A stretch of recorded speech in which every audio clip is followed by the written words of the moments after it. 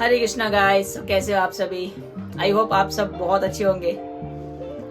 तो मैं last video में मैंने बात किया था व्हाट इज थॉट, और आज मैं बात करने वाला हूँ व्हाट इज थिंकिंग।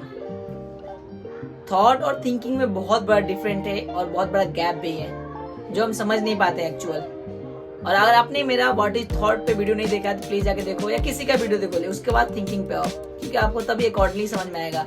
सब एक दूसरे से जुड़ा हुआ है, ठीक है। तो बेसिक्स को समझना में बहुत जरूरी है। और एक और मजेदार बात बताऊं, और आप ये समझ गए ना कि what is thinking what is thought, तो आपकी लाइफ में बहुत चीज चेंजेस हो सकता है और आप बहुत ही सक्सेसफुल भी हो सकते हो। इसका पॉइंट बहुत है, बहुत से एग्जाम्पल भी हैं, और इसको आप समझ गए बेसिक्स के थ्रू पे। तो मैं बात करने वाला हूँ व्हाट इज थिंकिंग। थिंकिंग क्या है एक्चुअल में? देखो, कोई चीज है, ठीक है। जैसे मैं आपको एग्जाम्पल बता दूं, जस्ट सी, ये मेरा बुक है, ठीक है। बुक, ये बुक है, एक्चुअल बुक है। सिर्फ बुक है ना, जो वो बुक वर्ड है वो एक मेरा थॉट है कि ये बुक है। That is thought, that is thought. Book is thought, but I want to read, I want to sell, I want to know about that what is book, that is thinking. आप समझ लो कहने का मतलब मैं क्या कहना चाहता हूँ। मेरे कहने का मतलब ये है कि सिंपल थिंग है। मान जाओ आप हो, आपसे कोई जुड़ा हुआ है, तो दैट इज थिंकिंग। आप उससे कोई चीज जुड़ रहे हो। जैसे मान जाओ आपको मैंने एक रोज का फूल दिया, आप उसका स्मेल लोगे, वाओ, जस्ट फील लाइक तो आप फील करोगे, फिर आपके दिमाग में थॉट आएगा। जैसे आपके साथ कुछ हैपेंड हुआ होगा, किसी ने आपको रोज घींच के मारा होगा, या किसी ने आपको रोज चुरा लिया होगा, या जो भी रोज से रिलेटिव चीज आपके जीवन में हुआ होगा, वो थिंकिंग आपसे आना चालू हो जाएगा। तो दैट इज थिंक। कहने का मतलब सिंपल थिंग है कि किसी ना किसी चीज से कुछ ना कुछ जुड़ा हुआ है, वो चीज हमारे मेमोरी में भरा हुआ है, या नहीं भरा है तो भर दिया जाता है, तो वो थिंकिंग स्टार्ट होता है। और वहीं से ओवर थिंकिंग स्टार्ट होता है। हम जब उसको ओवर थिंकिंग करते हैं, ये तो समझ में आ गया कि थिंकिंग क्या है। थिंकिंग क्लियर आप लोग का? बेसिक्स क्लियर है ना? थिंकिंग क्या है एक बार मैंने आपको बनाना दिया, आप बनना हाथ में लिए, अब सोचने लगे अरे सड़ा है, क्यों दिया इसने, क्या करने का है, जो जादू टोना तो नहीं करेगा ना, क्या करने वाला है ये। तो दैट इज थिंकिंग। मतलब जो चीज है उससे कोई, जो थॉट है उससे कुछ निकल के आए, that is thinking. That's a very simple. और थिंकिंग को कंट्रोल कैसे किया जाए, ये बहुत ही अच्छा पॉइंट है।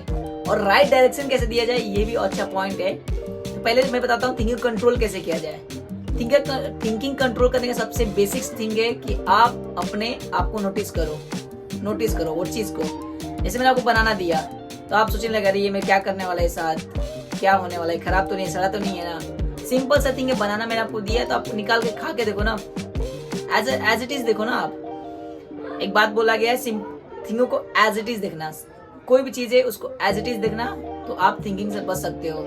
और थिंकिंग से ही स्टार्ट होता है ओवर थिंकिंग। हाँ, थिंकिंग करना भी है, ये नहीं बोल रहा हूँ थिंकिंग आप छोड़ दो, थिंकिंग करना है, लेकिन हमें सही जगह पे, जहाँ आपको काम है, अदरवाइज कहीं नहीं, नीडेड नहीं है।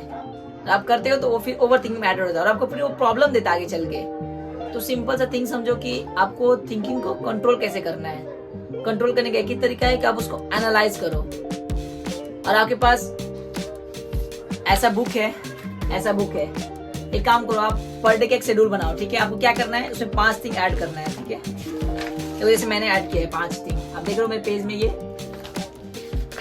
आपको डे रिव्यू का एक देखो, आपको क्या करना है, डेली रिफ्लेक्शन टेम्पलेट एक रेडी करना है, ठीक है। आपको उसमें कुछ भी हो सकता है। मेरा जैसे 5 चीजें, 6 चीजें मैंने रखा है, 6 चीजें, ठीक है। तो आप भी एक डे रिफ्लेक्शन टेम्पलेट बनाओ 30 दिन का। एक 30 दिन का पेपर बना के बुक बना लो उसका, और खुद के पास रखो। और डेली शाम को सोते समय उसको रिफ्लेक्ट करो, तो आपको थिंकिंग समझ में आएगा कहाँ फंसे। और पूरे दिन में आप क्या क्या किए वो रिव्यू होता है। इससे आपका थिंकिंग कंट्रोल होता है, मेंटल एबिलिटी बढ़ता है। ये बहुत अच्छा चीज है। और आप देख सकते हो मैं प्रैक्टिकल कर रहा हूँ, मैं ऑलरेडी कर रहा हूँ, तो आप लोग भी करो, आपको बहुत ज्यादा हेल्प मिल सकता है थिंकिंग को कंट्रोल करने में। और बेसिकली थॉट प्रॉब्लम नहीं है ना, थिंकिंग प्रॉब्लम है। थिंकिंग ना ओवर थिंकिंग प्रॉब्लम है। प्रॉब्लम है हम कुछ करते ही नहीं है, बस हम सोचते हैं कि एबिलिटी को बहुत ज्यादा बढ़ा देते हैं, इसकी वजह से हम खुद भी परेशान हो जाते हैं।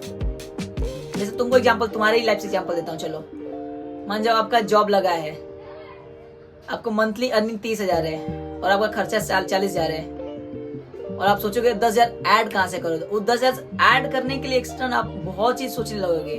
और जैसे आप सोचो कि अरे आज मैं चलो कुछ एक्स्ट्रा टाइम निकाल के कुछ और काम करता हूँ, उस काम करने जाओगे, उस काम से बहुत सारे थॉट निकल के आएंगे जो तुम्हें परेशान करेंगे, और आप फिर फ्रस्ट्रेट हो जाओगे, फिर वो 10,000 भी कुछ आपको नहीं काम आने वाला और आप पूरा लाइफ फ्रस्ट्रेट हो जाएगा।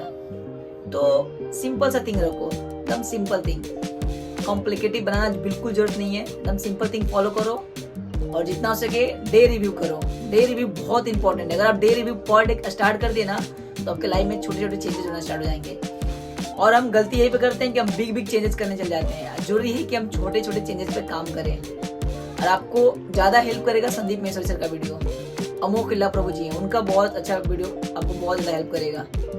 ऐसे में आगे बढ़ना है तो जीरो से स्टार्ट करो, जीरो से जितना हो सके। अगर आप बिगनर हो तो जीरो से स्टार्ट करो, ठीक है। और अब थिंकिंग को राइट डायरेक्शन कैसे, कंट्रोल तो बात हो गया, थिंकिंग को राइट डायरेक्शन कैसे दें। मान जाओ आप जॉब करते हो, ठीक है, जॉब को मैंने आपको 30 सेल्स का कुछ पैकेज दिया, ठीक है, तो वहां पे आपको जो थॉट है ना 30 सेल्स पैकेज पे आने चाहिए, अदरवाइज कुछ नहीं तो मैंने आपको 30, जैसे एग्जांपल मैंने आपको 30 सेल्स पैकेज का एग्जांपल मतलब दिया एक वीक के अंदर, तो आप सोचोगे ये एक वीक के अंदर कैसे हो जाएगा, ये तो पॉसिबल ही नहीं है, ये इतना हार्डवर्क क्यों दिया है।